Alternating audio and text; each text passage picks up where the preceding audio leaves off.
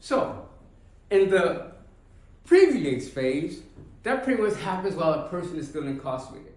And when I was incarcerated, I was fortunate to run into an individual who kind of changed the trajectory of my life. And he changed the trajectory of my life because he kind of got me to see and look at myself in a different way. When I was younger, I used to have a stutter. I mean, I was the kind of person that would really struggle with my stutter. And for many years, I thought that that was my hindrance. And for a lot of my problems I experienced, that was the reason why I kind of got into trouble. I thought that people didn't understand me. I thought that people really didn't want to respect me. And I was a joke to many people because of the way that I speak. So that was the source of a lot of my frustration and anger. But this individual, his name was Panama. And this was the first human being that really set me down. And he said these words to me.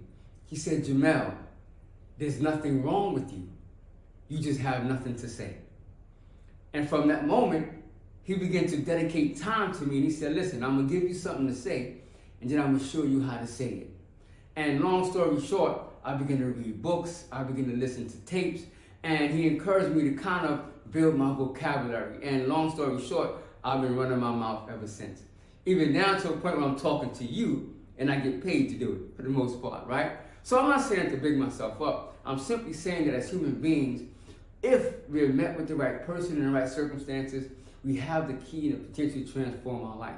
So with that being said, when I was inside, I went back to school, I got my GED, I got some college education, and for me, that was important and huge because it really opened up my eyes to what I had the potential to achieve. Unfortunately, although I had those things, I still had to face a period of incarceration. So while I was inside, I decided to use education, to use this transformation to build programs, to participate in programs, to help other individuals transform their life and provide support and mentorship to other men who were similarly situated while I was incarcerated. I was blessed to meet not just people like people who were what I call my mentors, who kind of guided me through this path, but I was blessed to come home in 2005.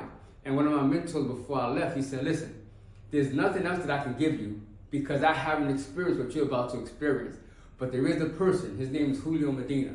When you go home, connect with Julio, and he can give you the rest of the stuff that you need on your journey to complete your transformation." So when I came home in 2005, I went to Exodus, and as a participant, Exodus helped me land my first job. They helped me really identify the skills that I acquired when I was incarcerated and how those very skills were transferable in a way that could land me into a decent paying job. And I was introduced to human services.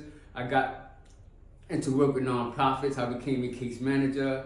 And as a result of my case management experience, I was able to really share my lived experience and apply my lived experience to help other human beings look at and reconsider their position in their life and to guide and direct them and give them access to resources that can help improve the quality of their life. With that being said, one of the challenges that I experienced when I came home is that going in so young, even though I was 33 years old when I came home, mentally and emotionally, my social experience still stopped when I was 16 years old. So I had a lot of growing to do mentally and emotionally because although I was 33 years old physically, mentally and emotionally, I was still a young man. I was still a youth. And in some aspects, I was still a kid.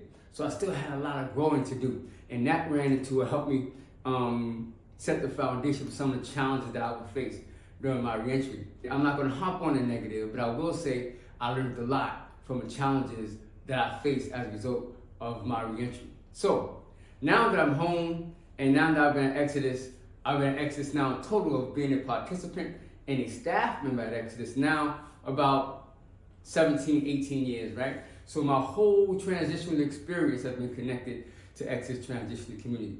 The greatest lesson that I've learned from Exodus, the greatest lesson that I've learned for Julio is that there's nothing more powerful than an idea whose time has come.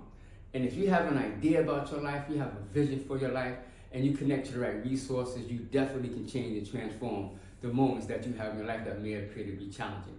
So I hope I've said something, though this was brief, that was uplifting and inspirational, and I hope I was able to keep your attention for at least 3 minutes of this presentation. If we did that, then I think we did our job. So thank you, have a blessed life, have a blessed day, and thank you for your time and attention.